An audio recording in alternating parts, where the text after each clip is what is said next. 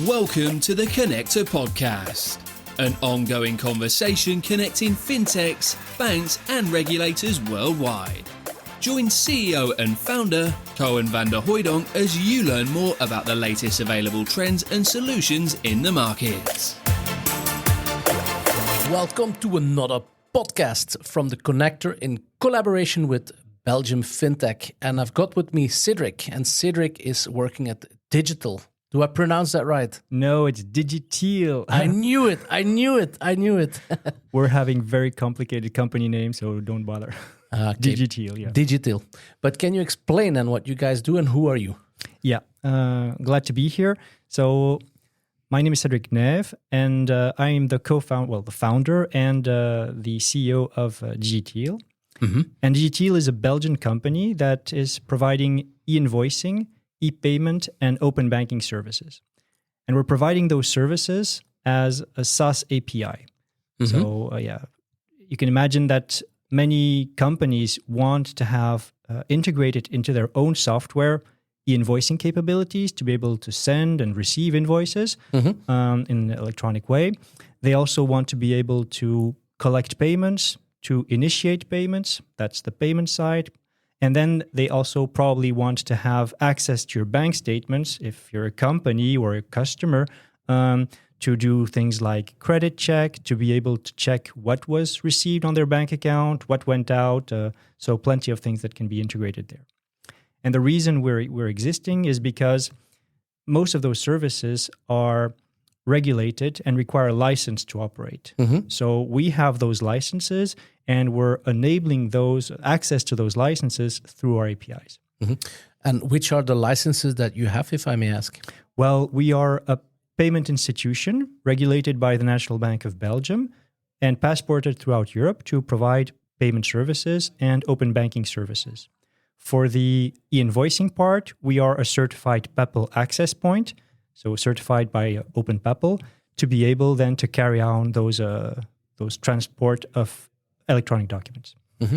And you give us a high-level overview of what you do, and super interesting, but could you go a little bit deeper in that process of e-invoicing? How does that look like? Yeah. Well, in Belgium, for the 1st of January 2026, the state has put out a law that says that all businesses carrying out business with other businesses will need to be sending e-invoices as of that date. Not only send, but also be able to receive. So it means that if today, as a small business owner, you're receiving an email from your provider, a telco provider, with a little payment button to use, tomorrow this will be gone. You will be using a tool to receive this invoice. Mm-hmm. You will have to choose a tool for that to get equipped. And those tools are, in fact, our customers. Mm-hmm.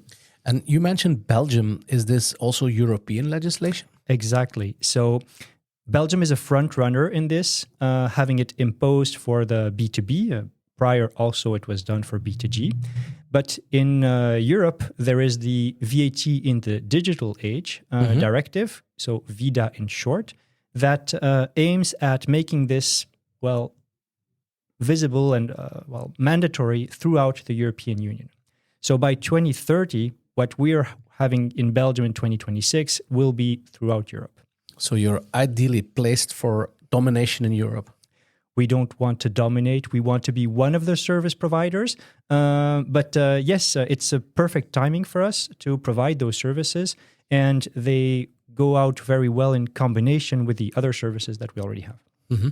But what makes you then unique? Because you say we want to be one of the services. Why are you saying this? There are already today 300 access points that are certified to transport those invoices. And I'm sure that with the legislation that is popping up, there will be more. Competition is good, and this service of sending and receiving invoices should be a commodity. So it shouldn't really matter which service provider you're contracting with to get access to the service. Just like today, when you access the internet, you have plenty of providers that give you this access, and it's fine. And that's why it gets cheaper over time. So we want to be one of them, and we welcome the competition. However, we believe that we have, of course, advantages compared to others. USPs. Yes, certainly USPs. And those USPs are linked to the other services that we're also providing through the API. Interesting. Yeah. So as I said, those other services are linked to payment, because if you're sending out an invoice, usually it's because you want to get paid. So if you can provide extra... Obviously. Yeah, it seems obvious. So if you want to do this, well, then great. We're going to also provide payment links, payment buttons, QR codes, whatever, to really enable the payment of those outgoing invoices. And another thing that is going to completely change the landscape for payment, at least in B2B for the coming years, is that today, to take that same Telenet invoice that you're receiving for your business, you're receiving it by email. You have this payment button. You click on the payment button. You go out to your bank, and it's paid. Great. Tomorrow, you're receiving this in a software. You don't see the payment button anymore. You don't see the QR code. All of this disappear because what was transferred is actually structured data in XML, and that's what your tool received as information. So now your tool needs to provide you a way to make the payment. And that is also something that we provide. Guess why? So you sort of translate the computer language, if I may say, into a visual sort of experience where the client can anticipate. Is that what it is? Nope, that's not what we do. We are the mailman for the e-invoicing. So we take the structured data, we validate it to make sure that it's correct. We also make sure who sent it, because you don't want to have fraud on this network. And when you're receiving this Telenet invoice, you want to make sure it's sent out by Telenet and not by somebody else. Yeah. So we make sure from who it's coming from. And then we provide all the additional services, because that's something that is currently overlooked by many actors. Today, when Telenet is sending you the invoice, it's something like a fire and forget. They know that they sent it. They don't know if you got it. They don't know what you're doing with it. They don't know if you're going to eventually pay. And to get more information, they will be sending you reminders and kind of cues to, okay, what's going on with this invoice and why didn't you pay this already? With e-invoicing, you have plenty of extra information that you can receive through the process. So the first thing is that you have an acknowledgement of receipt. That's already great. I know that you got the invoice. So absolutely. As Telenet, I'm super happy. Then I'm going to know if this invoice was accepted by your service provider and transferred to you. Well, also interesting, because I don't want this to be rejected and lost somewhere on the network. Okay. The third part is it's going to be received in your software, and your software can transfer to Telenet again all the changes in the status of the invoice. So you're going to acknowledge the receipt of the invoice now in your software, not your access provider. You're going to accept the invoice, partially accept the invoice, reject the invoice, give a reason for the rejection of the invoice. You're going to be set this invoice for payment, and all of that can be transferred back to Telenet. That doesn't have to ask you what's going on. You're actually telling them. And this for Telenet is bringing a lot of value. And you can imagine that now you reverse it. It's for your own company. Imagine that you're sending out an invoice and you don't have to chase your customers because you know exactly what's going on their side. This is really a huge advantage. This is Valhalla for entrepreneurs. Yeah. And it will take some time. Because in Belgium, the obligation is for sending and receiving invoices and credit notes. To be able to receive the extra information, this requires, extra work from those applications that will process the invoices. So it's going to be gradual. You won't get this from day one, but eventually it will come. And in some states, it's actually already part of what is mandatory, because their VAT obligations are linked to those state changes. For example, in France, if you have an invoice that you're sending it out, the VAT obligation will be different once the invoice has been paid.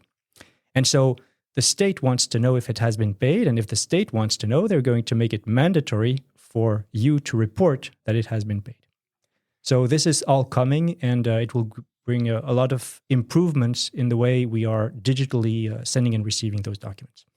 And Cedric, I was wondering, what would be your optimistic thinking that all of this would be implemented in all Europe? What is a realistic timeline in this, in your view? Well, as we said, the year of truth for this is 2025 for Belgium. And what is set out for VIDA in Europe is 2030, with a complete adoption by 2035.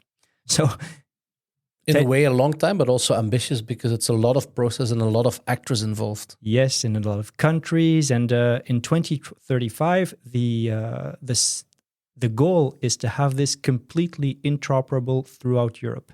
You know that what Europe wants is a digital single market. They want to remove the borders and for you to be able to do business as easily as you want with any other company in any other EU state. So that's really the objective, and by 2035 we'll get there.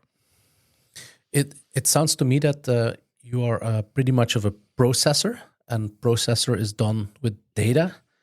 Do you do anything with the data? Do you do big data projects? Do you use AI in that as well? How do you use like the new technologies in the business model that you have? Very good question. We, as I said, were the mailman. And you don't want the mailman to open your mail and to read what's inside what is being transported. Just like you don't want your access point on the internet to read everything that you're putting out in the internet and monetizing this to do something else. So no, we are not doing this, but we are providing this mailing service, access point service to companies that obviously are monetizing this. And this is super important.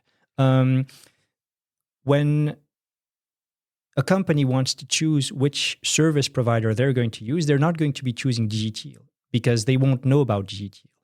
They will be selecting to do this with their bank, with their accounting software, with something that they already have. And we will be embedded behind this as the service to access the network. For a bank now, to give you a few ideas of what is possible with this data, the bank wants to know everything about you because they'll be able to monetize it. Now, what they know today is how much you're paying, to whom. They don't really know what for, but they have some idea with the communication. And they have also, of course, some metadata about the accounts to which you're interacting with. Of course. Now, imagine that now they have invoices. They are seeing the invoices that you're sending. They're seeing the invoices that you're receiving. So what does this allow them to do? Well, imagine that they see that you're actually not paying your invoices and that your balance is low. Well, maybe you need a credit. And we know exactly what you'll be using it for because we saw the invoices that are not paid. Great. That's a much more anticipation in terms of credit and loans. And that's one example. Then they see that you sent out a lot of invoices, but you're not getting paid. Well, they're going to provide you a factoring solution because they know. Now, this is all usual business for the bank. What is unusual is that imagine that you are a customer of KBC. KBC has a software called Solucio that is embedded in the KBC dashboard. And now imagine that you're consenting to receive all your invoices in this KBC dashboard. And there's a little consent link to that that says, okay, well, do you also want extra services linked to those documents that are going to be exchanged? And of course, you say yes, because you trust your bank.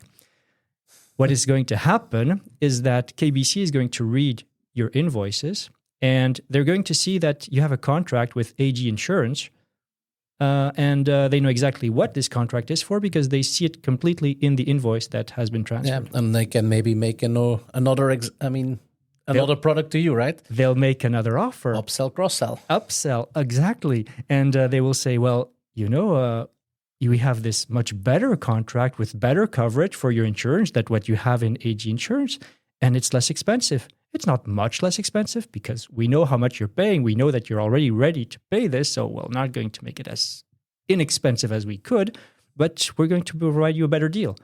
And this is one thing that they can do. The other thing that they'll be able to do is that maybe they have a partnership with Proximus. And your Telenet contract that they saw, well, guess what? They'll make you another offer and they'll say, your Telenet deal there, well, we have better with Proximus and you can save on this. So click on this button and you're transferred. So a lot of new opportunities for banks, and this is linked to big data, indeed, to AI, to analyze those invoices. There's somehow still unstructured information in the lines of the invoices. There can be attached documents that can also be used by AI. So tomorrow, Proximus can go to KBC and say, you know what? I want to know all the customers, the business customers that are receiving invoices of more than €100 per month from Telenet. And for all of those, I want to propose this new offer. Well, this becomes possible. Wow, it's a whole new world. Yeah, I don't know if it's so ethical, but as a company owner, well, you'll be happy. Yeah, and I think you mentioned the right thing, consent. Yeah, of course. It's consent-driven, so it should be okay from a GDPR point of view. Yes. It doesn't mean that it's ethically okay, but yes, from a legal point of view, it is okay. It is okay. Well, time flies, and especially when you talk about such exciting futures ahead of us. Cedric, I'm wondering, why should people contact you and how should they contact you? Yeah.